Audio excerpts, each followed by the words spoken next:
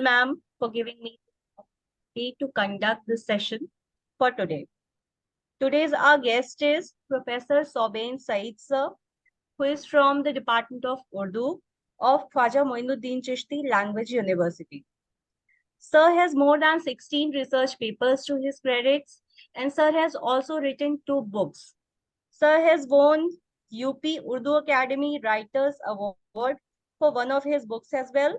Sir has been holding various administrative and academic posts in his university, including Director IQAC and Coordinator of NAC. So I extend our warm welcome to Sir on the behalf of all the participants as well as organizers. Today, Sir will enlighten us on the criteria 4 of NAC, which is infrastructure and learning resources. With these words, I formally invite you, sir, to please come and enlighten us with your views and experiences. Thank you, sir. Over to you, sir. Thank you ma'am. मैं professor Soban Saeed, मेरी आवाज आ रही है? Yes sir, yes sir. Khwaja Moinuddin Chishti Bhasha Vishwavidyalaya से मैं NAAC की इस वर्कशॉप में सबसे पहले शिरकत करने के लिए कॉलेज के जिम्मेदारान को मुबारकबाद देता हूं और प्रिंसिपल मैडम को ख़ास तौर पर कि उन्होंने मुझे पार्टिसिपेंट्स के साथ कुछ अपने तजर्बात, कुछ एक्सपीरियंसेस, कुछ कठिनाइयों का शेयर करने के लिए मौका दिया। मैं कोऑर्डिनेटर मैडम का भी शुक्रगुजार हूँ।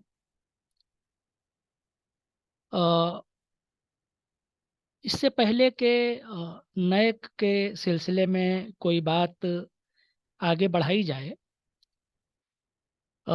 इंट्रोडक्शन के लेवल पर ये कहना ज़रा मुनासिब होगा। मैडम क्या स्क्रीन शेयर है? Yes sir, yes sir. ठीक है। कहना मुनासिब होगा कि हाँ, नैक दर हकीकत किसी एक आदमी के बस और बूते का नहीं है। कोई कॉलेज या कोई यूनिवर्सिटी जब तक उसके जितने भी स्टेक होल्डर्स हैं सभी लोग एक साथ मिल करके न चलेंगे तो नैक का जो पूरा मैसेज है, जो उसका विज़न है और जिस मिशन पर चल करके वो आगे बढ़ना चाहता है वो हासिल नहीं होगा। इसके लिए कई तरह के पैरामीटर बनाए गए हैं। नैक में 7 क्राइटेरिया हैं, आप सभी लोग उससे वाकिफ़ होंगे और मैंने अपनी स्लाइड में दिखाया है कि हफ्ते में 7 दिन भी होते हैं। तो नैक में जाने के लिए हर दिन और हर लम्हा काम करने की ज़रूरत है। 7 दिन और 7 क्राइटेरिया, और जब सब मिल कर के काम करेंगे तो जा कर के हम उस क्वालिटी को अचीव कर पाएंगे, उस क्वालिटी को हासिल करने में कामयाब होंगे जो दर हकीकत नैक का मिशन है। और दिलचस्प बात यह है कि क्वालिटी में भी 7 लेटर्स हैं। तो ये 7 का जो पॉइंट है वो अपने आप में अहमियत रखता है। एक चूँकि अदब का स्टूडेंट हूँ, लिटरेचर का, इसलिए ये बात मैं तकरीबन हर लेक्चर में या इस तरह की गैदरिंग में ज़रूर कहता हूँ कि एक अकेला थक जाएगा मिलकर बोझ उठाना, साथी हाथ बढ़ाना रे साथी हाथ बढ़ाना। तो नैक में जाने से पहले या नैक के लिए कोशिश करने से पहले ये ज़रूरी है कि हमारे पास एक ज़िम्मेदार टीम हो और उस टीम के अंदर जब तक नए को करा लेने की या अपनी क्वालिटी को इन्हांस करने की जब तक ज्वाला नहीं जगेगी, हम उस मंजिल से बहुत दूर रहेंगे। और ये काम हफ्ते 10 दिन का, महीने का, साल 2 साल का नहीं है। ये कंटिन्यूअस इसमें इन्हांस हमको करना पड़ेगा, तभी जा कर के हम उस लकीर को पा सकेंगे, नए जिनका हमसे तकाज़ा करता है, जिससे हमसे मुतालबा करता है। मैं चंद बातें और भी कहना चाहता हूँ कि नैक में 7 क्राइटेरियाज़ हैं। वो यूनिवर्सिटी, ऑटोनॉमस कॉलेज और एफिलिएटेड और कंस्टिट्यूएंट कॉलेजेस के लिए यकसा हैं। अलबत्ता की इंडिकेटर केआईज़ जो हैं वो अलग-अलग हैं। यूनिवर्सिटीज़ के लिए 34 हैं, स्क्रीन पर दिख रहा है। उसमें क्वालिटेटिव मैट्रिक्स है। क्वालिटेटिव मैट्रिक्स में एक राइट अप लिखना रहता है। आम तौर से उसमें 500 वर्ड की एक लिमिट रहती है। और 55 क्वांटिटेटिव मैट्रिक्स हैं। क्वांटिटेटिव मैट्रिक्स का मतलब बहुत साफ तरीके पर ये है कि उसमें हमको डाटा फीड करना रहता है, और डाटा जो फीड करेंगे उसका प्रॉपर हमारे पास रिकॉर्ड होना चाहिए। वो रिकॉर्ड डीवीवी एक प्रोसेस होता है, यानी डेटा वैलिडेशन। तो उसमें जो है उसकी ज़रूरत पड़ती है। वो लोग डेटा वही नैक के ऑफिस में बैठ करके वैलिडेट करते हैं, और अगर कहीं उनको कोई कन्फ्यूजन होता है तो वो हमसे प्रूफ उसका माँगते हैं। उसका एक टाइम लिमिट होता है, उस टाइम लिमिट के अंदर हमको जवाब देना पड़ता है। इसीलिए जो लोग इस काम से जुड़े हुए हैं वो हमेशा ये मशवरा देते हैं कि एसएसआर की जो तैयारी है उसको मुकम्मल करने के बाद तभी आईआईक्यूए में जाया जाए। इस तरह से क्वालिटेटिव मैट्रिक्स और क्वांटिटेटिव मैट्रिक्स मिला करके टोटल 87 होते हैं यूनिवर्सिटीज़ के लिए। पहले ये 115 था, जिसको रिवाइज़ करके कम किया गया है। नए लगातार उसको रिवाइज़ करता रहता है। इसलिए जो भी ज़िम्मेदार लोग हैं या जो भी नए के काम पर लगाए गए हैं, उनकी ये ज़िम्मेदारी है कि वो रेगुलर विज़िट करते रहें नएक वेबसाइट की। वहाँ पर कुछ वीडियोज़ भी अपलोडेड हैं, आईआईक्यूए कैसे करना चाहिए, या उसके अलावा एसएसआर रिपोर्ट तैयार करते वक़्त किन बातों का ख़्याल रखना चाहिए, तो वो वीडियो भी वहाँ से देखा जा सकता है। मैं अगली स्लाइड की तरफ आता हूँ। ये वो 7 क्राइटेरियाज़ हैं, जिसमें से क्राइटेरिया 1 करिकुलर एस्पेक्ट्स का है, 150 नंबर उसके लिए हैं। क्राइटेरिया 2 टीचिंग, लर्निंग और इवैल्यूएशन का है। 3 रिसर्च, इनोवेशन, एक्सटेंशन 250 सबसे बड़ा है। इंफ्रास्ट्रक्चर एंड लर्निंग रिसोर्सेज, जिस पर थोड़ी सी गुफ्तगू आपके साथ शेयर करूंगा, 100 नंबर का। और क्राइटेरिया 5, 6 और 7 ये सब हैं। याद रखने के लिए 150, 200, 250 और उसके बाद 4 के चारों 100-100 के हैं। इस तरह से 1000 पर हम लोगों का असेसमेंट होता है। उसका एक फार्मूला है। हाँ, उस फार्मूले की बुनियाद पर इसकी तैयारी होती है। अ, अगर इसको इस तरह से देखा जाए कि किस तरह से नायक ने क्राइटेरिया को डिफाइन किया है, तो ये बहुत इसके पीछे साइंटिफिक रीज़न है। यूनिवर्सिटी क्या पढ़ा रही है, बच्चों को क्या चॉइस दे रही है, क्राइटेरिया 1 इसको कवर करता है। कैसे पढ़ाया जाता है और किस-किस कैटेगरी से बच्चे आते हैं, उनका एग्ज़ाम और इवैल्यूएशन कैसा होता है। यूनिवर्सिटी और कॉलेज चूँकि रिसर्च सेंटर के तौर पर भी काम करते हैं, इस तरह से रिसर्च और इनोवेशन का क्या काम होता है। यूनिवर्सिटी का एक बहुत बड़ा काम ये है कि वो अपने आस-पास के की दुनिया को किस तरह से प्रभावित करती है, वो एक्सटेंशन एक्टिविटीज़ में कवर होता है। Criteria for infrastructure and learning resources, ये बच्चों को ये सब चीज़ें टीचिंग, लर्निंग और करिकुलर देने के लिए या रिसर्च की फैसिलिटी देने के लिए यूनिवर्सिटी के पास अपना इंफ्रास्ट्रक्चर क्या है, और वो किस तरह से बच्चों को पढ़ाती है और किस तरह से फैसिलिटेट करती है। बच्चों ने पढ़ लिख लिया, अब उनको यूनिवर्सिटी किस तरह से सपोर्ट करती है और कैसे उनको जॉब देने दिलाने के लिए वो क्राइटेरिया 5 में कवर होता है।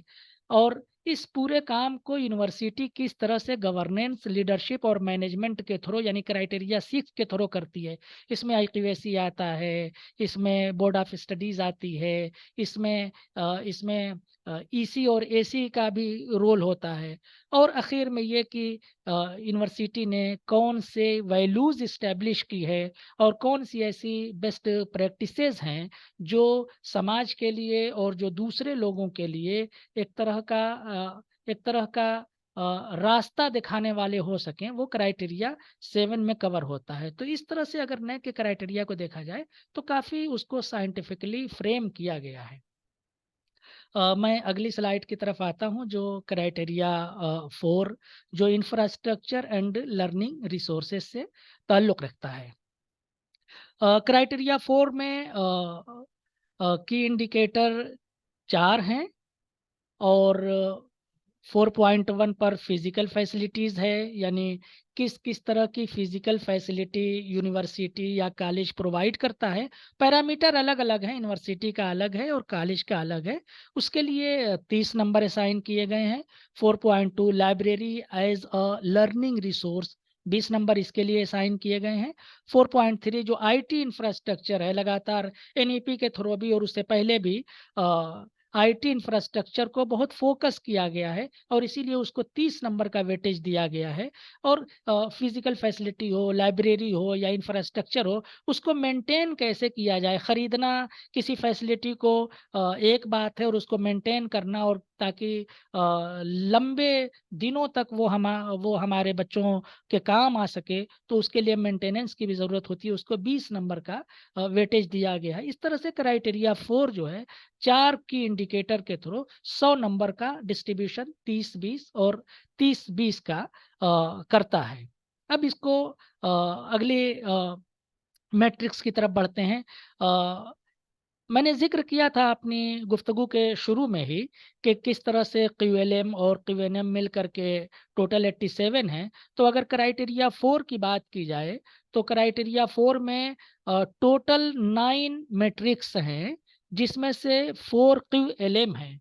क्यूएलएम उसके बारे में बता चुका हूँ कि उसके लिए 500 वर्ड की लिमिट होती है, और उसी लिमिट में रह कर के जो कुछ भी आप लिखना चाहें, लिखें, लेकिन शर्त उसके लिए ये है कि आपको हर मैट्रिक्स के लिए ज़्यादा से ज़्यादा प्रूफ़ देना पड़ेगा। प्रूफ़ फ़ोटो की शक्ल में हो सकता है, प्रूफ़ एक्सेल नैक प्रोवाइड करता है हमको एक्सेल का एक शीट, तो उसमें बहुत सारी चीज़ें डाटा के तौर पर हमको भरना पड़ती हैं। तो क्यूएलएम में ज़ाहिर है कि 500 वर्ड में हमको लिखना रहता है, और उसमें एडिशनल इन्फॉर्मेशन फ़ोटो की सूरत में, मिसाल के तौर पर लाइब्रेरी है, तो लाइब्रेरी का फ़ोटो खींचा जा सकता है। लाइब्रेरी का फ़ोटो बच्चों को पढ़ते हुए दिखाना है। ये बात बार-बार एक्सपर्ट ने बताई है, और जितने भी वीडियोज़ देखिए या किसी सेमिनार में शरीक होइए, तो ये बात सभी लोग कहते हैं कि कोई भी एक्टिविटी जो हम दिखाते हैं, वो बच्चों से खाली नहीं होना चाहिए। वो ज़िंदा, वो बोलती हुई, वो एक्टिविटी करते हुए दिखना चाहिए। तो क्यूएलएम में इस बात का ख़ास तौर पर ख़्याल रखा जाए कि कंटेंट बहुत अच्छा लिखा जाए, ज़बान उसकी बहुत सुंदर हो, और उसके अलावा पॉइंट वाइज़ लिखा जाए, मगर जितनी भी चीज़ों को उसमें शामिल किया जाए, उन सब चीज़ों का प्रूफ़ हमको फ़ोटो की शक्ल में ज़रूर देना चाहिए। ये फ़ोटो जियो टैग होगा। पहले जियो टैगिंग का कंपल्शन नहीं था, लेकिन अब हर फ़ोटो जियो टैग होना चाहिए। उसके अलावा उसको कंसीडर नहीं किया जाता है। टीएनएम की जो बात है, जिसका ज़िक्र मैंने किया था कि ये डाटा हमको फ़ीड करना पड़ता है और इसका ऑनलाइन वेरिफ़िकेशन होता है, वो 5 हैं। इस तरह से सब 9 मिल कर के होते हैं। आखिरी वाले कॉलम में मैंने मैट्रिक्स वाइज़ उनका वो दे दिया है वेटेज। इस तरह से हम लोग 100 तक पहुँचते हैं। आते हैं 4.1.1। The institution has adequate infrastructure facility for teaching learning, यानी क्लासरूम कितने हैं, लैबोरेटरीज़ कितनी हैं। तो इसके लिए क्लासरूम पर बाकायदा उसका एक रजिस्टर मेंटेन होना चाहिए, और क्लासरूम पर कमरों के नंबर लिखे होने चाहिए, लेबोरेटरीज किस मकसद के लिए ये लैब काम कर रहा है वो बाकायदा, यानी नेम प्लेट जिसको कहते हैं, ये बेहद ज़रूरी है। अगला पॉइंट है कि ICT enabled facility such as smart classroom. हमको एक इस तरह का भी डाटा बनाना चाहिए कि हमारे यहाँ क्लासरूम की तादाद अगर 100 है तो उसमें स्मार्ट क्लासरूम की तादाद कितनी है और उसमें आईसीटी इनेबल्ड फैसिलिटी किस तरह से है। दोनों को अलग-अलग दिखाया जाएगा, दोनों के बारे में अलग-अलग लिखा जाएगा, फ़ोटो हमको लगाना पड़ेगा। एलएमएस एक इशू है, एलएमएस लर्निंग मैनेजमेंट सिस्टम। ये अलग-अलग यूनिवर्सिटी या कॉलेज अपने हिसाब से परचेज़ करता है, जिस पर बच्चों की क्लासेस, अटेंडेंस, उनको प्रोजेक्ट देना है, उनको असाइनमेंट देना है, तो ये उस सॉफ्टवेयर के थ्रू किया जाता है। तो आम तौर पर अब हर यूनिवर्सिटी ने अपने लिए इस तरह का एलएमएस डेवलप करा लिया है या परचेज़ करा लिया है। एक बात ज़रूर ध्यान देने की है कि हम जो भी फैसिलिटी प्रोवाइड करें, जो भी फैसिलिटी परचेज़ करें, उसका बाकायदा ऑर्डर होना चाहिए, थ्रू प्रॉपर चैनल होना चाहिए, उनकी परचेज़िंग हो, उनके बिल हमारे पास होने चाहिए, बिल बाकायदा सीए या प्रिंसिपल या जो भी कॉम्पिटेंट अथॉरिटी है, उसके लेवल से उसको वेरिफाइड होना चाहिए। अगला है facility for cultural and sport activity, yoga centre, yoga का कोई सेंटर है तो उसका फ़ोटो लगाया जा सकता है। इंडोर आउटडोर गेम के लिए, जिम्नेज़ियम के लिए, ऑडिटोरियम के लिए। कहने का ये मतलब है कि यहाँ जिस भी इस मैट्रिक्स के अंदर जिन भी चीज़ों को कवर किया गया है ना? 500 वर्ड उनके बारे में लिखना है और उसके बाद हर चीज़ का अलग-अलग कैप्शन ज़रूर लगाना चाहिए। कैप्शन एक बहुत ज़रूरी चीज़ है कि जियो टैग के साथ फिर कैप्शन लगेगा कि कहाँ पर कौन-सी चीज़ लोकेट कर रही है। मैंने लिखा है कि 500 words right up supported by geo tag photo, more additional information. इसके बारे में इसकी कोई क़ैद नहीं है कि आप कितनी इन्फॉर्मेशन दे सकती हैं। 500 वर्ड की क़ैद है, लेकिन फ़ोटो लगाने की या एनेक्सर लगाने की कोई क़ैद नहीं है। तो इसमें इस बात का ख़्याल रखना चाहिए कि हमको क्लासरूम का, लैब वगैरह का डाटा बहुत प्रॉपर तैयार करना चाहिए। अगला पॉइंट है परसेंटेज ऑफ एक्सपेंडिचर एक्सक्लूडिंग, ध्यान दीजिएगा, excluding salary for infrastructure development and augmentation during the last 5 year. Salary को छोड़ करके पिछले 5 वर्षों में हमने इंफ्रास्ट्रक्चर डेवलपमेंट पर कितने परसेंट खर्च किया है? बहुत साफ है। कितने परसेंट खर्च किया है? ये क्यूएनएम है, 10 नंबर का है। क्यूएनएम का मतलब ये है कि आपको डाटा भरना पड़ेगा। मैंने एक टेबल नीचे बनाया है और उसमें डाटा भरा है। ये डाटा फर्ज़ी है, दिखाने का मकसद ये है कि इस तरह से डाटा भरा जाएगा। सबसे ऊपर हमको रिस्पॉन्स लिखना पड़ेगा कि इन 5 वर्षों में इंफ्रास्ट्रक्चर डेवलपमेंट पर हमने कितने परसेंट खर्च किया है, वो परसेंटेज वो रिस्पॉन्स में जाएगा।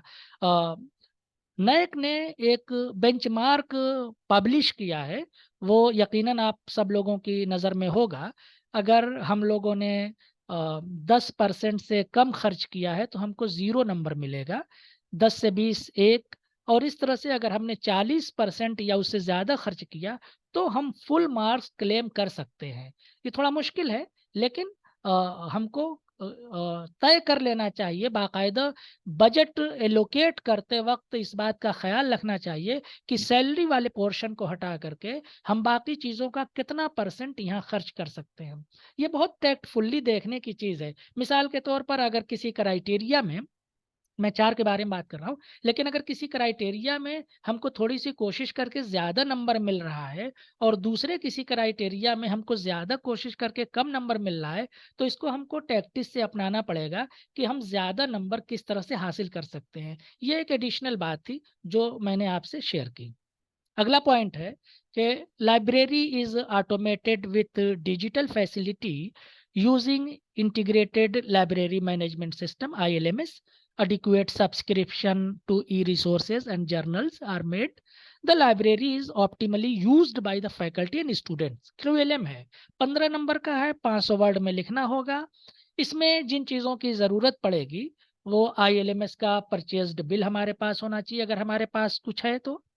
इसके अलावा सालाना बजट तैयार करते वक्त हमको एकदम ज़रूरी है, लाज़िम है कि हम किताबों के लिए, हम जर्नल्स के लिए और ई-रिसोर्स के लिए भी कुछ बजट ज़रूर रखें, कुछ बजट ज़रूर रखें।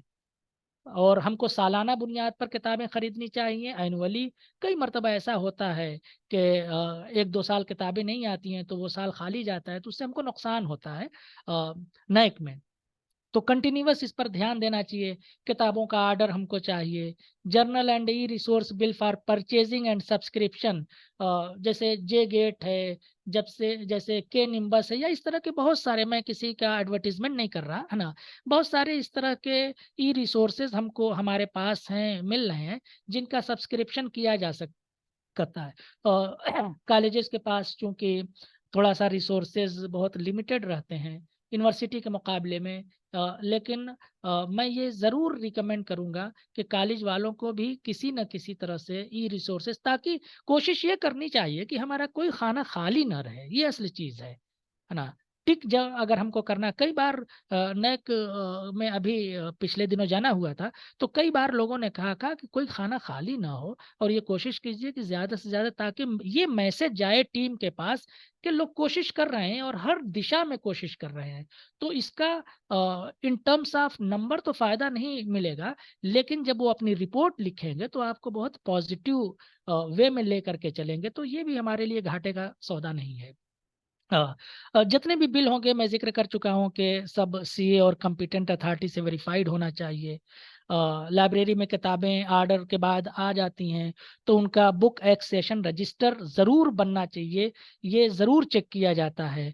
इसी तरह से अगर हमने बच्चों के लिए किसी तरह का कोई सॉफ्टवेयर खरीदा है, तो उसका लाइसेंस हमारे पास होना चाहिए। मॉडर्नाइज़ेशन ऑफ लाइब्रेरी एक बहुत ज़रूरी चीज़ है। अभी यूपी गवर्नमेंट ने भी और सेंट्रल गवर्नमेंट ने भी एक लेटर भेजा था डिजिटाइजेशन ऑफ लाइब्रेरी का या मॉडर्नाइजेशन ऑफ लाइब्रेरी का। तो उसके लिए कुछ यूनिवर्सिटियों ने 2-4 कंप्यूटर लाइब्रेरी में रख करके उसको उसके लिए एक ई लाइब्रेरी का एक मॉडल डेवलप करने की कोशिश की है ना? ज़ाहिर है कि इसका कोई अंत नहीं होता, मगर हम सब लोगों को चाहिए कि ई लाइब्रेरी का जो मकसद है, वो भी किसी न किसी तरह से हल हो। लाइब्रेरी के सिलसिले में एक बात और कहनी थी कि एक्सेशन रजिस्टर हो गया। कई मर्तबा हम लोग लाइब्रेरी में जाने के लिए एंट्री कराते हैं बच्चों की, कई बार ऑनलाइन एंट्री होती है। ये मशवरा दिया गया है कि रजिस्टर रखना चाहिए, और जितने भी फुटप्रिंट हैं, उनका रिकॉर्ड हमारे पास होना चाहिए। फुटप्रिंट कैसे होगा? मिसाल के तौर पर आज की तारीख में 50 बच्चे गए, कल की तारीख में 100 बच्चे गए, परसों 20 गए। इस तरह से महीने का एक औसत निकाल करके लाइब्रेरी का हम लोग इस तरह से कर सकते हैं कि महीने का औसत क्या आया, इस महीने फिज़िकली कितने लोगों ने, स्टूडेंट और टीचर ने लाइब्रेरी को विज़िट किया। ये बहुत अहम बात है, इस पर ख़ास तौर पर ध्यान देने की ज़रूरत है।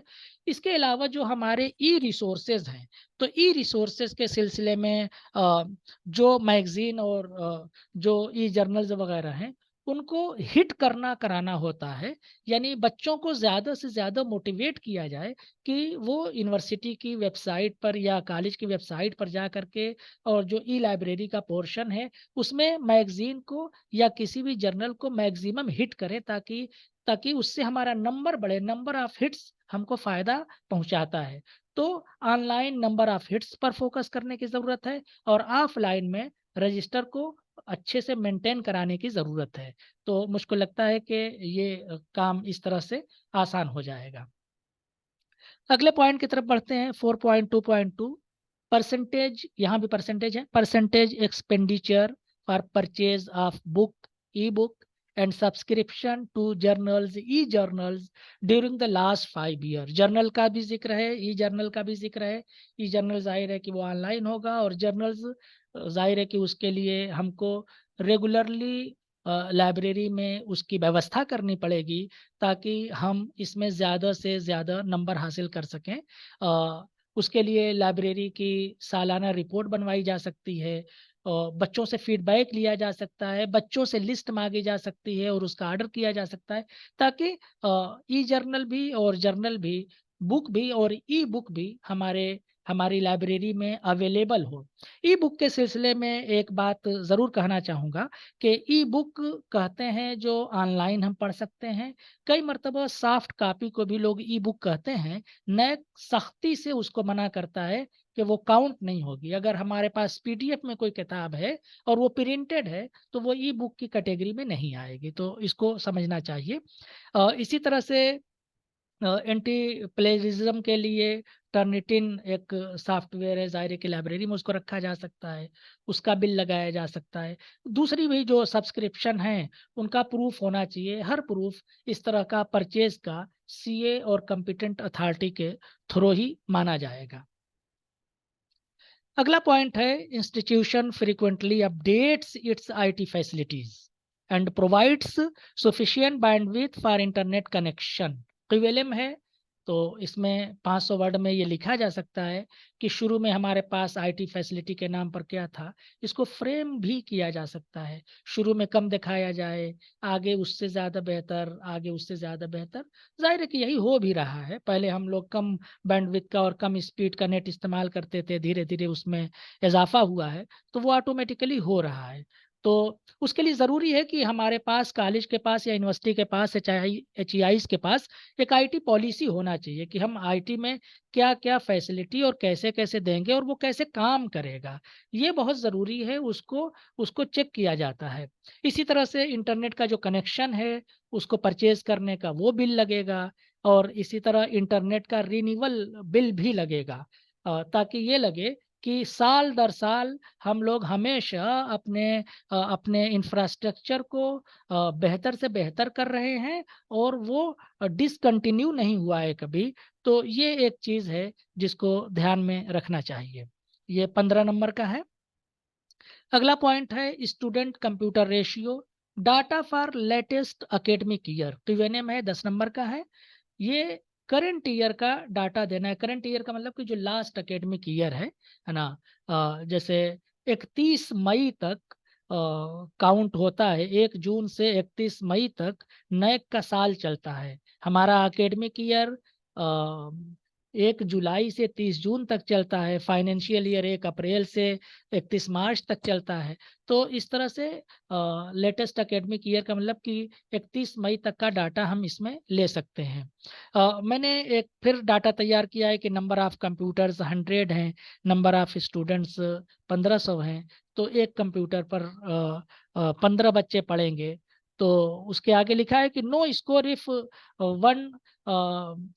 25 का रेशियो अगर है, 25 से ज़्यादा अगर हम बच्चों को एक कंप्यूटर पर शेयर करने देते हैं तो उस पर हमको कोई नंबर नहीं मिलेगा। तो इसलिए इसको हमको ज़रा-सा देखना चाहिए कि हम इसको कैसे ज़्यादा बेहतर से बेहतर बना सकते हैं। उसमें एसओपी में ये बात लिखी गई है कि उन कंप्यूटर्स को शामिल नहीं किया जाएगा जो ऑफ़िस और फैकल्टी के लिए इश्यू किया गया हो। बहरहाल इस क्राइटेरिया में हमको कंप्यूटर्स परचेज़ करने के बिल चाहिए, हमारे पास स्टॉक रजिस्टर होना चाहिए। जिस स्टॉक रजिस्टर में हमने अलग-अलग डिपार्टमेंट को बाकायदा इश्यू किया हो, वो एक प्रूफ होगा कि हमने अलग-अलग डिपार्टमेंट को दिया है स्टूडेंट के इस्तेमाल करने के लिए।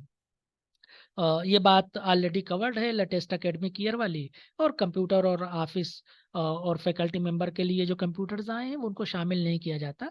प्रैक्टिस की बात ये है कि बाज़ लोग उसको किसी न किसी तरह से शामिल कर लेते हैं।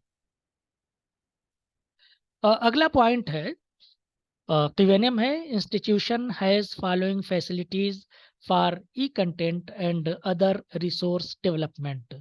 ये सब इंफ्रास्ट्रक्चर में आता है। क्या-क्या चीज़ें इसमें शामिल हैं, वो 11 चीज़ों की एक लिस्ट है। Audio visual centre, mixing equipment, editing facility centre है। कुछ चीज़ें यूनिवर्सिटी के पास होती हैं, कुछ चीज़ें नहीं होती हैं, उस पर सिर्फ यस और नो करना रहता है। Lecture capturing system, central instrumentation centre, animal house 1-2 जगह देखने का इत्तेफ़ाक हुआ। कॉलेज के किसी कोने में एक छोटा-सा कमरा बना दिया, उसमें कुछ मैसेज लिख कर के कुछ बोर्ड लगा दिया और इस तरह से उनका एनिमल हाउस तैयार हो गया। म्यूज़ियम है, तो किसी छोटे से कमरे में एक पुरानी पुरानी चीज़ों को इकट्ठा कर दिया, ऐसी चीज़ें जो यूनिक हों तो वो म्यूजियम के नाम पर वो चल जाता है, उसको कंसीडर किया जाता है बाकायदा। इसी तरह से मूट कोर्ट है। मूट कोर्ट का मतलब ये हुआ कि जो अदालतें जो सजती हैं, तो उसी तरह से एक कमरे में जहाँ पर लॉ वगैरह की पढ़ाई होती हो तो उसमें मूट कोर्ट रहता है, तो उसके लिए बड़ा कमरा चाहिए होगा, उसका इंफ्रास्ट्रक्चर भी, उस पर ठीक ठाक खर्च आता है। थिएटर, कई मरतबा लोग जो खाली स्पेस रहता है उसको थिएटर करके और वहाँ पर दो चार प्रोग्राम करवा लेते हैं और उसको थिएटर का नाम दे देते हैं। ऐसे मौके पर साइन बोर्ड हमारी बहुत मदद करता है कि साइन बोर्ड कहाँ और कैसे लगाए जाएं। इसको थोड़ा सा प्लान करके लगाना चाहिए कि रिपीटेशन ना हो और हमारा काम चल जाए, क्योंकि जहाँ तक इंफ्रास्ट्रक्चर की बात है और जहाँ तक रिसोर्सेज की बात है, ये बात हम लोगों में से किसी से भी छुपी नहीं है कि हम लोग बहुत सख्त हालात में चीज़ों को लेकर के चलते हैं। अगला है आर्ट गैलरी का। तो जो हिस्सा खाली रहता है उसमें कुछ तस्वीरें, कुछ बच्चों के जरिए बनाए गए आर्ट, कुछ पुरानी चीजें मिला जुला करके उसको आर्ट गैलरी। कहने का ये मतलब है कि हमको ये कोशिश करनी चाहिए कि हम सब में यस लिखें, या हमारी पोजीशन हो कि हम यस लिख सकें। अगर 7 चीजें यस हैं तो हमको ए मिलेगा, 6 चीजें हैं तो बी मिलेगा, 5 चीजें हैं तो सी मिलेगा, 3 और 4 चीजों पर अगर यस करते हैं तो डी मिलेगा और ई मिलेगा अगर सिर्फ 2 चीजों को हम सेटिस्फाइड करते हैं तो।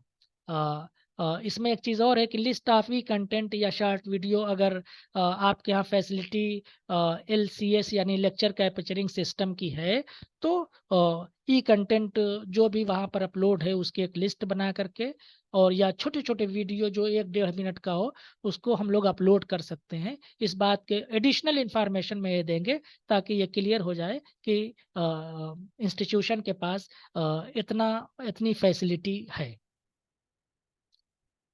अगले पॉइंट की तरफ आते हैं।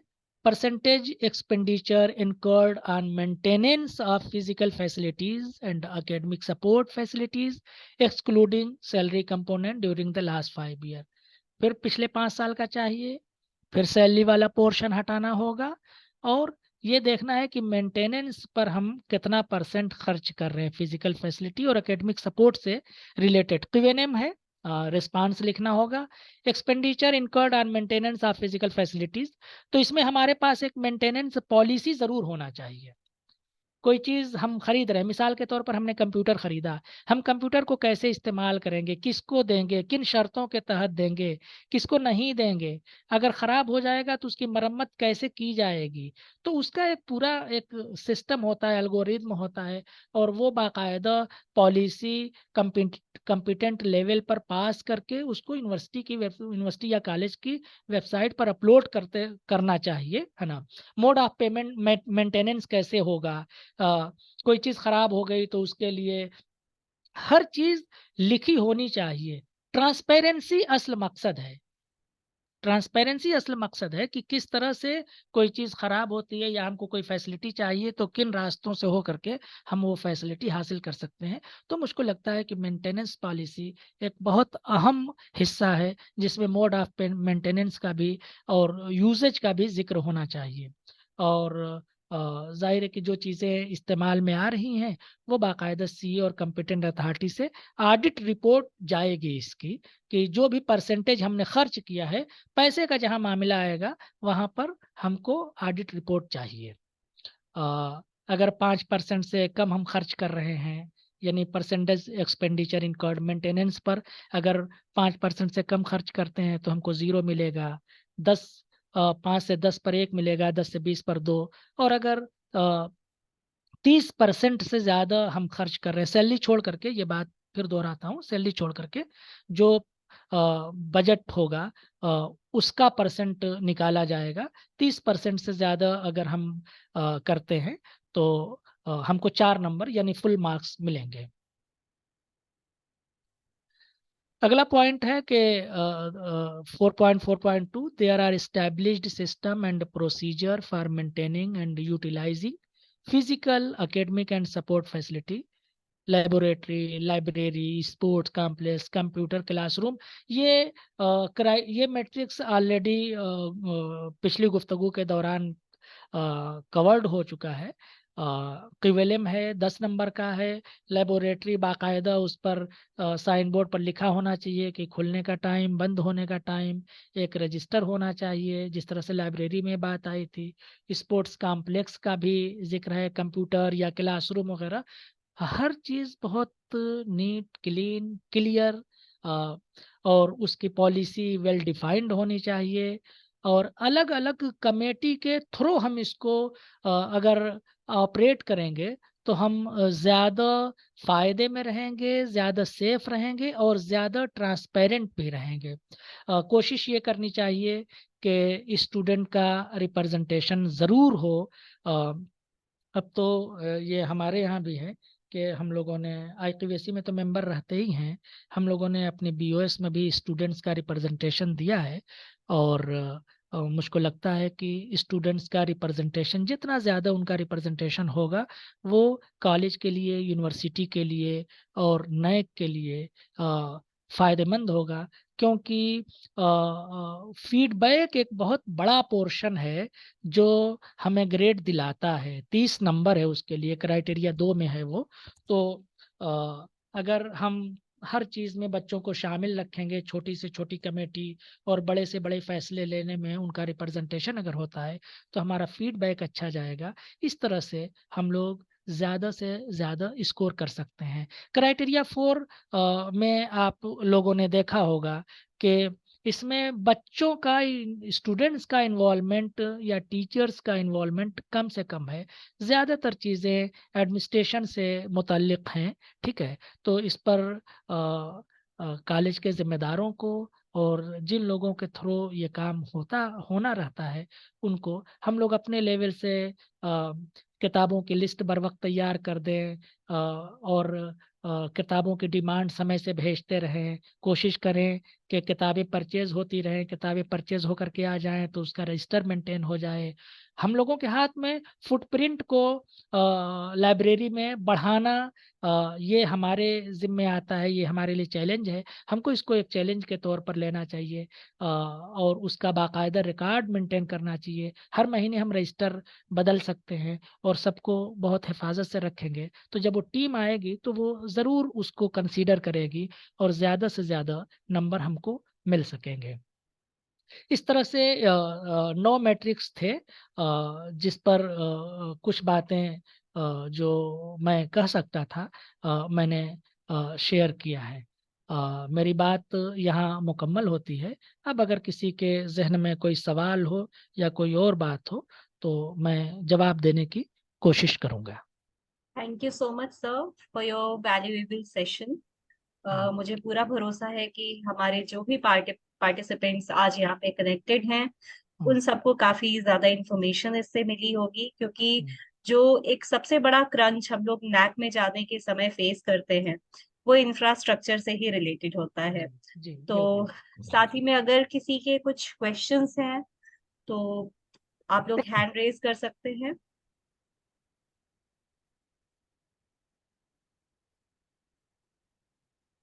Good evening sir. Good evening.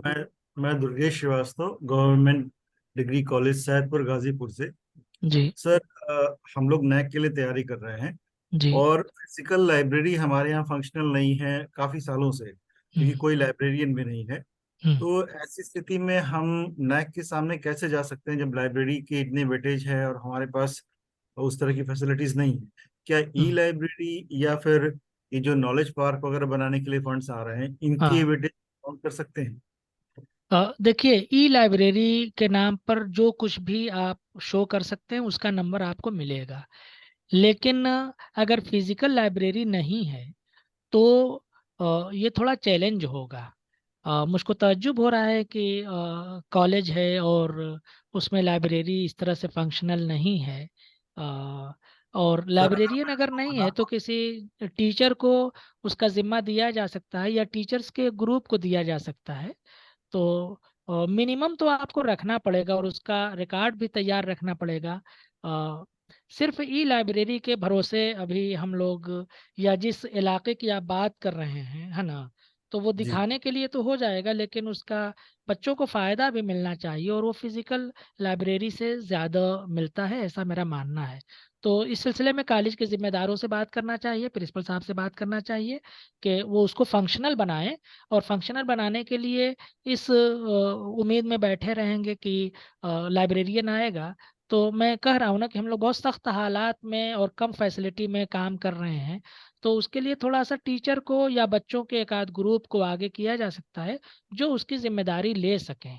ठीक है ना। हमारे यहाँ मैं खुद जिस यूनिवर्सिटी में हूँ, लाइब्रेरी है, लाइब्रेरी में लाइब्रेरियन अभी नहीं है, तो उसके लिए दो लोगों को जिम्मेदार बनाया गया है। हमारे डिपार्टमेंट की लाइब्रेरी है, डिपार्टमेंट की लाइब्रेरी में हमने बच्चों की एक टीम बना दी है, और वो 6 दिन वो लाइब्रेरी खोलते हैं, हम लोग 2 घंटा ही सही लेकिन खोलते हैं। तो इस तरह का कुछ ना कुछ करना पड़ेगा, है ना। नैक की टीम को यह मैसेज जरूर जाना चाहिए कि कम रिसोर्सेज में भी लोग काम कर रहे हैं, तो उसका फायदा मिलेगा आपको। जी सर, जैसे हम लोगों ने वो भी अपने हमारी आपकी तरह आदमी होते हैं।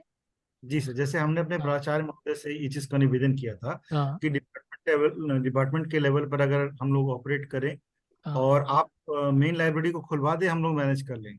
पर हाँ वो कहते हैं कि ये टेक्निकल मुद्दा है, क्योंकि उसके रख रखाव का कोई रिकॉर्ड नहीं है, तो हाँ वो मतलब एक तरीके से मुसीबत से बचने के लिए उसको फंक्शनल नहीं कर रहे हैं, या यूं कह हाँ लीजिए कि शायद कुछ तकनीकी दिक्कत हो भी।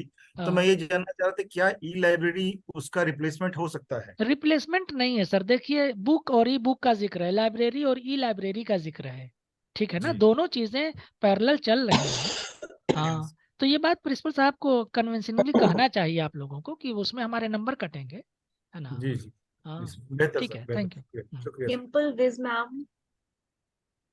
Thank you sir. सर मेरे को एक पूछना था कि जैसे हमारे कॉलेज में डिपार्टमेंट्स नहीं है ज्यादा, तो हमने एक सेंट्रलाइज कंप्यूटर लैब बना दी है जिसमें बच्चे बैठ करके सारे दिन जब चाहे काम कर सकते हैं। हाँ तो ऐसे में जो है 15 कंप्यूटर की वो लैब है जिसमें हाँ, बच्चे काम करते हैं। तो आपने अभी जो स्टूडेंट रेशियो बोला, तो वो हम कैसे दिखाएं उसमें? देखिए बगैर खरीदे तो आप नहीं दिखा सकती। ठीक है। हाँ नहीं सर, 15 कंप्यूटर लगा रखे हैं, हाँ, कंप्यूटर चल रहे हैं, ये बच्चे देखिए बकायदा ऐसा उस है। कंप्यूटर लैब अ, में काम करते हैं। हमने एक हाँ सेंट्रलाइज लैब बना दी। हाँ, बिल्कुल ठीक कह रही हैं मैडम। ऐसा थोड़ा सा देखना पड़ेगा आपको कि हो सकता है कि जो कॉलेजेस की एसओपी हो, एसओपी मेरी नज़र में अभी यूनिवर्सिटी की है, तो एक बार कॉलेज की एसओपी ज़रूर देख लीजिएगा। हो सकता है कि उसमें उसमें 1:25 जो है वो थोड़ा ज़्यादा हो, ऐसा मुझको लग रहा है। तो नैक की वेबसाइट पर एसओपी कॉलेजेस की भी पड़ी हुई है, तो उसको आप देख सकती हैं, वहां से शायद कुछ रोशनी मिल सके आपको। हाँ, क्योंकि हाँ सर हमने ये कर रखा है कि 15 कंप्यूटर की सेंट्रलाइज लैब बना के वहाँ कंप्यूटर हाँ ऑपरेटर बिठा हाँ, रखा है। उसका नंबर तो मिलेगा सर्टिफिकेट आपको। को हाँ certificate course in computer college में चलता है, हाँ, बच्चे वहाँ बैठे बैठे प्रैक्टिस करते रहते हैं। बाकी काम भी लेकिन करते जो आप रहते हैं ना। रेशियो दिखाने की बात कह रहे हैं वो हाँ कैसे करेंगे? मैडम, क्योंकि यहाँ हो मेंटेन सकता है, यहाँ, रजिस्टर नहीं किया। हाँ यहाँ आपको हो सकता है नंबर ना मिले, लेकिन अगर आप कंप्यूटर की फैसिलिटी बच्चों को दे रहे हैं तो उसका फायदा आपको दूसरे क्राइटेरिया में जरूर मिलेगा। ठीक है ना। यही बात मैं कह रहा था कि ये जरूर हमको असेस कर लेना चाहिए कि हमको नंबर अगर मिल रहा है तो कम मेहनत में ज्यादा नंबर हमको कहाँ मिलेगा, तो उसको थोड़ा सा टैक्टफुली देखना चाहिए। हाँ ठीक है सर, थैंक यू। ठीक। Anju Sani ma'am. नहीं, जो लोग कैमरा ऑन करें उनको प्रेफरेंस दीजिए। Camera on Dr. कीजिए Prabha प्लीज, Gupta. क्योंकि आप लोग क्वेश्चन पूछ रहे हैं, अपने को विजिबल भी नहीं कर रहे हैं। Dr. Prabha Gupta ma'am.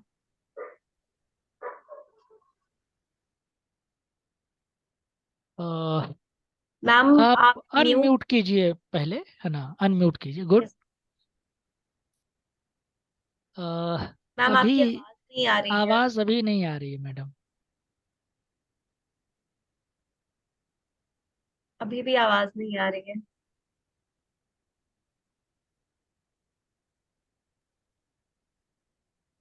You're not audible ma'am. हाँ,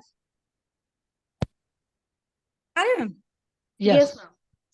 हाँ, तो मैं भी अपने यहाँ की नेक कमेटी में मेंबर हूँ सर। मैम एक हाँ और मैं रिक्वेस्ट है, अपना इंट्रोडक्शन भी दे दीजिए, आप कहाँ से हैं? मैम अकबरपुर डिग्री कॉलेज से हूँ, good. Assistant professor at department of economics, level 11 पे हूँ, और नेक कमेटी में मेंबर हूँ। और मुझको फिजिकल इंफ्रास्ट्रक्चर का ही दिया गया था।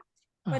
मुझको पढ़ के सर क्लियर नहीं हो रहा था कि फिजिकल इंफ्रास्ट्रक्चर में क्या क्या होना चाहिए, हाँ। और इसी वजह से मैंने वर्कशॉप भी अटेंड करी। तो हाँ। आपने इतने अच्छे से क्लियर कर दिया कि जितना भी कंफ्यूजन था मेरा सारा दूर हो गया सर।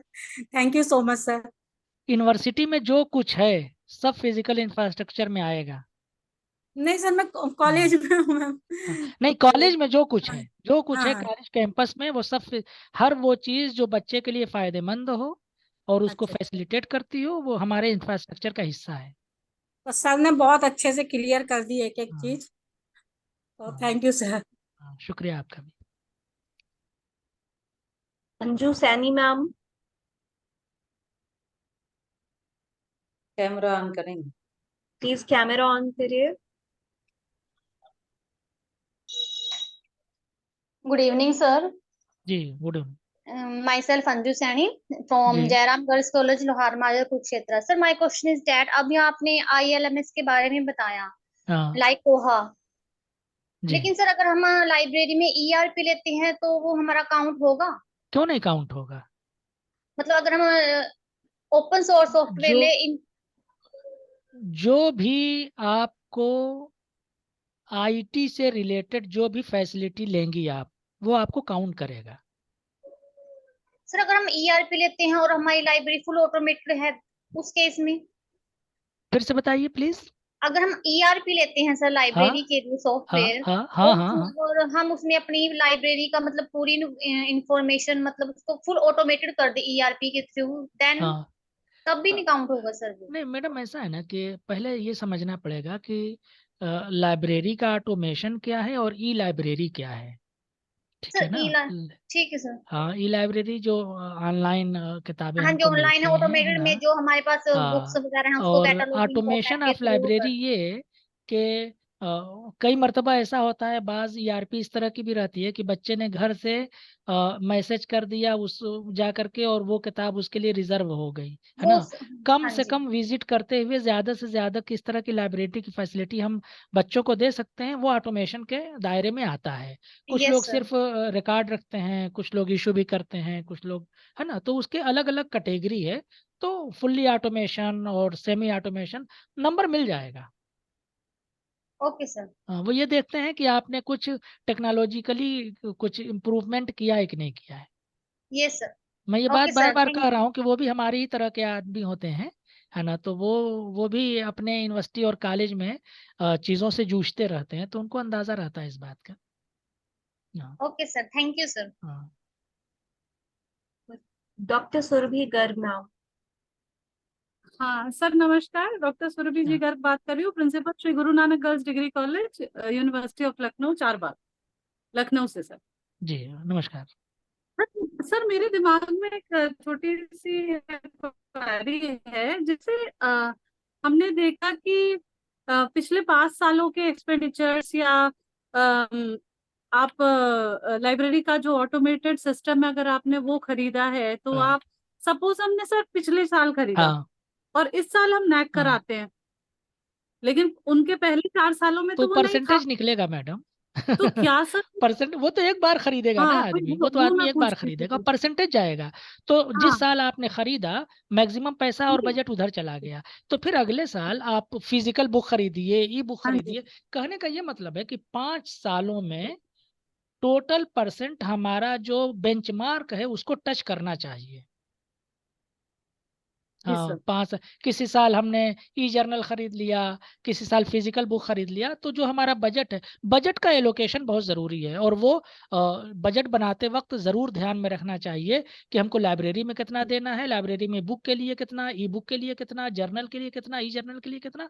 और अगर कोई बड़ा काम कर रहे हैं जैसे कंप्यूटर वगैरह खरीद रहे हैं तो उसके लिए कितना, ये बहुत जैसे सिस्टम से और बहुत संजीदगी से बैठ करके तय करने की ज़रूरत है कि हमारे पास सैलरी छोड़ करके इतना परसेंट आ रहा है तो उस परसेंट को हम कैसे अचीव कर पाएंगे 5 सालों का औसत निकाल करके। जी सर। ये थोड़ा सा कैलकुलेशन करने जी, की चीज है। मैं बार बार कह रहा हूँ कि नैक जो है मेहनत का काम है लेकिन टैक्टफुल्ली उसको देखा जा सकता है। उसके लिए लगातार सोचते रहना पड़ेगा कि इस काम को हम कैसे कर लें ताकि हम ज्यादा से ज्यादा नंबर हासिल कर सकें।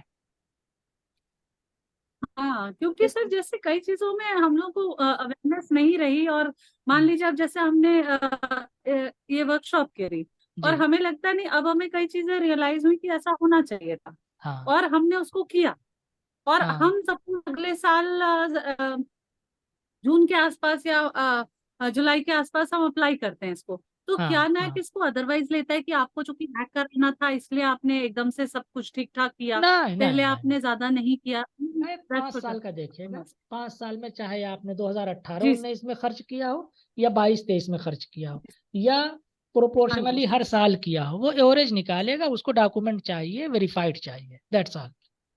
हाँ ठीक, right, thank you sir, thank और भी किसी के कोई क्वेश्चंस हो तो आप लोग बता सकते हैं। Okay sir, I think we are done with our question चलिए, आंसर सेशन। मुझे बहुत खुशी हुई कि आप लोगों ने मुझे मौका दिया।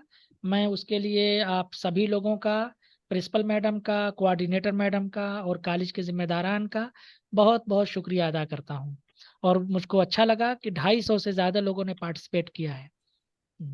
Sir, we have one more question, I think, from हाँ Mr.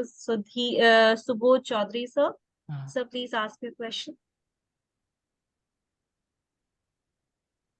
Sir, please unmute yourself. You're mute, sir. Hello, नमस्कार सर। जी नमस्कार। मैं Subodh Chaudhary, assistant professor, Patliputra university Patna से बोल रहा हूँ सर। जी सर, आपने जिन बातों की चर्चा की, मैं भी इस काम में शामिल हूँ और अपने कॉलेज के स्तर से ये काम कर रहा हूँ। एक जो 5वां क्राइटेरिया है वो हमको करना पड़ रहा है। लेकिन सर, जो अभी आपने कहा कि 5 सालों के सारे रिकॉर्ड्स हमको देने हैं, तो जैसा कि मैं 4 साल से यहाँ काम कर रहा हूँ, लेकिन जो जो कुछ भी हुआ है वो हुआ है पिछले 22 और 23 में, हाँ क्योंकि 2 साल से तो हम लोग कोरोना में जूझ रहे थे, बहुत कुछ नहीं हो पाया था। तो फिर उसके रिकॉर्ड के लिए हमें क्या करना होगा, क्योंकि इस साल नहीं तो हमको फर्स्ट मंथ जो है अगले साल में ये काम करना होगा। तो पिछले के लिए क्या करना होगा? 2 साल के तो हमारे पास फिजिकल रिकॉर्ड हैं, 22 और 23 के, लेकिन वो क्या कहते हैं 21 20 19 के तो मेरे पास रिकॉर्ड बहुत सारा नहीं है। तो फिर उसके लिए क्या करना होगा सर? देखिए, कुछ दिनों तक के लिए तो बंदी थी, है ना, उसको, हाँ, उसके लिए ऑनलाइन क्लासेस वगैरह का इंतज़ाम था, तो जो चीज़ें वहाँ हो सकती हैं उसको वहाँ से ले सकते हैं। बाकी इस सिलसिले में नैक ने गाइडलाइन भी जारी की है कि किस पीरियड से किस पीरियड तक का, वो इस वक्त में देखना पड़ेगा मुझको, किस पीरियड से किस पीरियड तक का डाटा उसने वेव ऑफ भी किया है। कुछ पोर्शन है उसका। तो उसको देखना पड़ेगा। अगर मुझको मिलेगा तो मैं तिवारी मैम को शेयर कर दूंगा, फिर वो आपका नंबर उनके पास होगा, वो आपको कर सकती हैं। Thank you sir. लेकिन आपने ठीक। जो सर बताया बहुत ही अच्छा, और एक जो दृष्टि होनी चाहिए नैक के प्रति हाँ वो स्पष्ट हो रही है कि हमें इस संबंध में पहले से कैसे तैयारी करनी है। बहुत बहुत धन्यवाद सर। ये एकदम सब लोग ये समझो कि हर कदम जो हम उठा रहे हैं, ये जब जहन में आ जाएगा कि इससे नैक में हमको क्या मिलेगा, ये काम हो जाएगा, यस है ना। सर, हाँ, आपकी इस सलाह के लिए एक बहुत शेर बहुत फिर सुना धन्यवाद। दूंगा कि एक यस हो यस सर। जाएं तो बन सकते हैं खुर्शीद मोबी, वरना इन बिखरे हुए तारों से क्या बात बने, अकेले अकेले सितारे इसी तरह झिलमिलाते रहेंगे और सब मिल जाएंगे तो सूरज बन जाएंगे, सूरज बन जाएगा तो हमारा आपका नायक हो जाएगा। Thank you sir, thank you, thank Very you. well said, sir.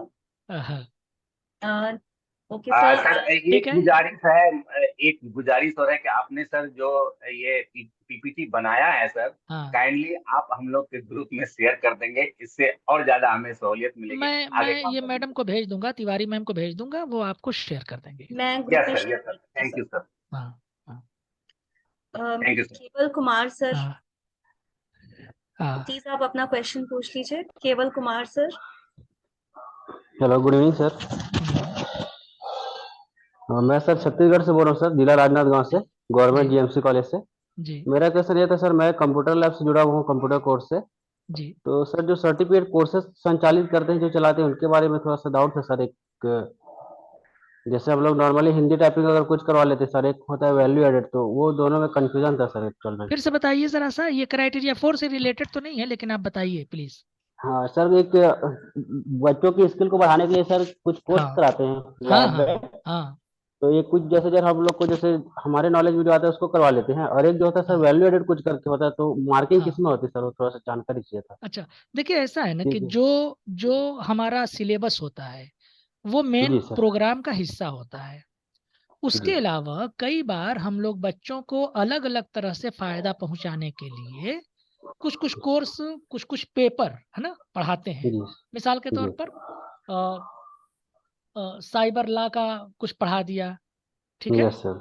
Computer yes literacy के बारे में कुछ पढ़ा दिया, यस कम्युनिकेशन सर। स्किल के बारे में कुछ पढ़ा दिया। तो उसका एक बाकायदा सिलेबस होगा, जी। उसकी क्लासेस चलेगी, 30 हम्म। घंटे की क्लास होगी और उसका एक 30 आवर्स। सर्टिफिकेट इशू किया जाएगा।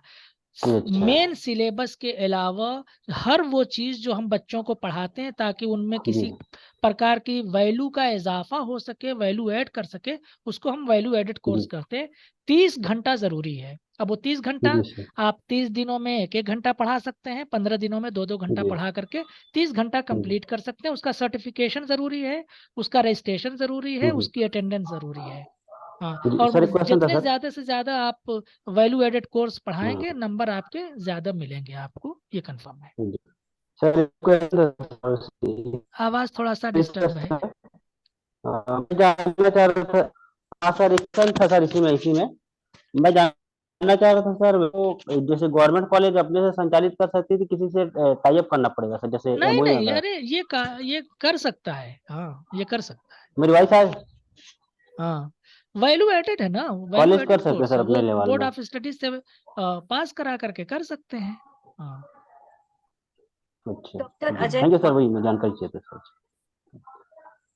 Dr. Ajay sir, please ask your thank question. You, thank you ma'am. Sir प्रणाम। बहुत अच्छा लगा सर ये ज्वाइन करके।